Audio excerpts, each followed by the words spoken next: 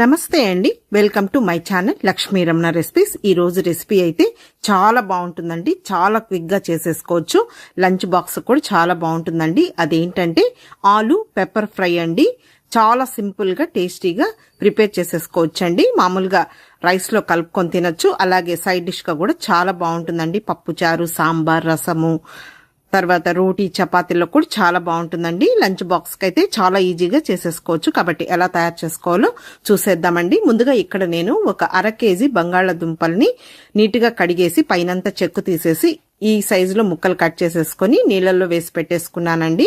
Cut చేసిన తర్వాత ఒక 2-3 సార్లు కడిగేసి నీళ్ళల్లో వేసి పెట్టేసుకోవాలి. సాల్ట్ అయితే వేయలేదండి, నార్మల్ నీళ్ళల్లోనే వేసి పెట్టాను. ఇప్పుడు ముందుగా స్టవ్ వెలిగించుకొని పాన్ పెట్టేసుకొని ఒక 4 టేబుల్ స్పూన్ల నూనె వేసుకోవాలి. నూనె వేడెక్కిన తర్వాత ఫ్లేమ్ని మీడియంలో పెట్టేసుకొని ముందుగా మనం కట్ చేసి పెట్టి నీళ్ళల్లో వేసి పెట్టుకున్న ఈ బంగాళాదుంప ముక్కల్ని ఒక 2 సార్లుగా ఫ్రై చేసేసుకోవాలి.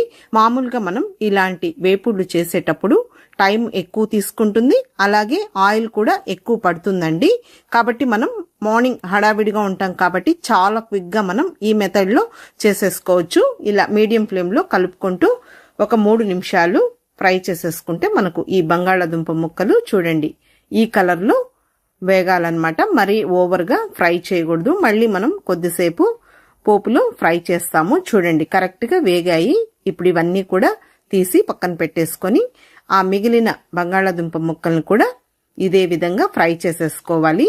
మనం కలపకుండా అలాగే వదిలేసామంటే మనకు కింద అనేది మాడిపోతుంది. చూడండి ఇలా కలుపుకుంటూ ఫ్రై చేసుకున్నామంటే మనకు ఈ బంగాళాదుంప ముక్కలు కరెక్ట్గా వేగిపోతాయి. ఇప్పుడు ఇవి కూడా తీసి పక్కన పెట్టేసుకోవాలి. ఇప్పుడు కొద్దిగా నూనె మిగిలింది కదా అండి, అందులో పోపు దినుసులు వేసుకోవాలి. ఇందులో ఒక 1/2 టీ స్పూన్ ఆవాలు, 1 టీ స్పూన్ మినప్పప్పు, 1 టీ స్పూన్ పచ్చిశనగపప్పు, అలాగే ఒక 1/2 టీ స్పూన్ జీలకర్ర కూడా వేసేసుకొని మీడియం ఫ్లేమ్ లో ఈ పోపు దినుసుల్ని మంచి కలర్ వచ్చే వరకు ఫ్రై చేసుకున్న తర్వాత ఇందులో ఒక 2 పచ్చిమిరపకాయల్ని చిన్న ముక్కలుగా కట్ చేసి వేసేసుకొని ఈ పచ్చిమిరపకాయలు వేసిన తర్వాత జస్ట్ అలా లైట్ గా ఫ్రై చేసేసుకొని ఇప్పుడు ముందుగా వేయించి పెట్టుకున్న ఈ బంగాళాదుంప ముక్కల్ని వేసేసుకోవాలి. మామూలుగా నేను ఆనియన్ వేసి చేస్తానండి. ఆనియన్ లేకుండా కూడా మనం ఈ మెథడ్లో చేసేసుకోవచ్చు. ఇష్టపడే వాళ్ళు ఒక మీడియం సైజ్ ఆనియన్ కూడా ముక్కలుగా కట్ చేసి వేసేసుకుంటే సరిపోతుందండి.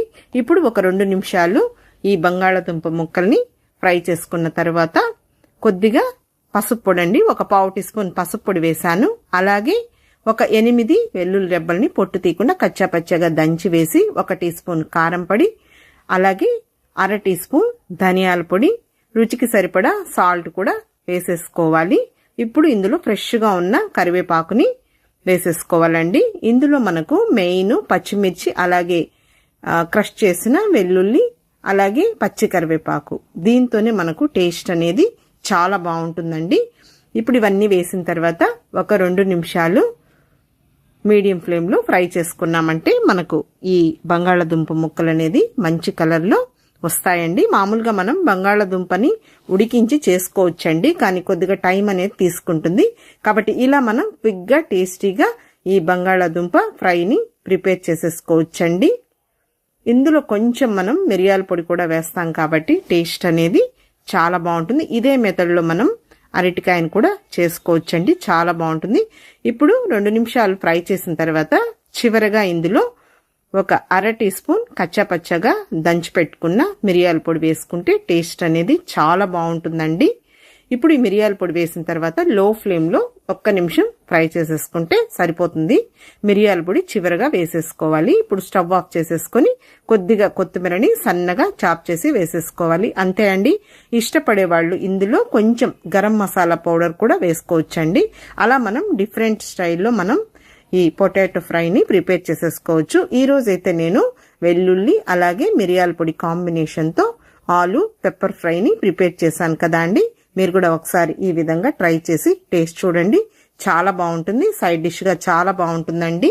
పప్పు, సాంబార్, రసం, పప్పు చారు, పచ్చడి, పెరుగన్నంలో కూడా చాలా బాగుంటుంది. లేదు మనం ఉట్టిగా రైస్ లో కూడా కలుపుకొని తినచ్చు.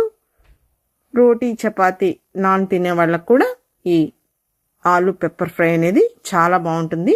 కాబట్టి చూసారు కదా అండి, మీరు కూడా ఒకసారి ఈ విధంగా ట్రై చేసి చూడండి, చాలా బాగుంటుంది. పిల్లలకి మనం లంచ్ బాక్స్లో అన్నం కలిపిచ్చామంటే కూడా ఇష్టంగా తినేస్తారండి. ఓకే అండి, ఈ వీడియో మీకు నచ్చితే లైక్ చేయండి, షేర్ చేయండి. కొత్తగా చూస్తున్న వారు నా ఛానల్ని తప్పకుండా సబ్స్క్రైబ్ చేసుకోండి. మన ఛానల్లో మంచి మంచి రెసిపీస్ బోల్డ్ ఉన్నాయి. అలాగే లంచ్ బాక్స్ రెసిపీస్ కూడా ఉన్నాయండి, నాన్ వెజ్ రెసిపీస్ కూడా, పచ్చడి రెసిపీస్, ఇవన్నీ కూడా బోల్డ్ ఉన్నాయి. చూసి తప్పకుండా ట్రై చేయండి. ఇంకొక మంచి వీడియోతో మళ్ళీ కలుద్దాం. నమస్తే అండి.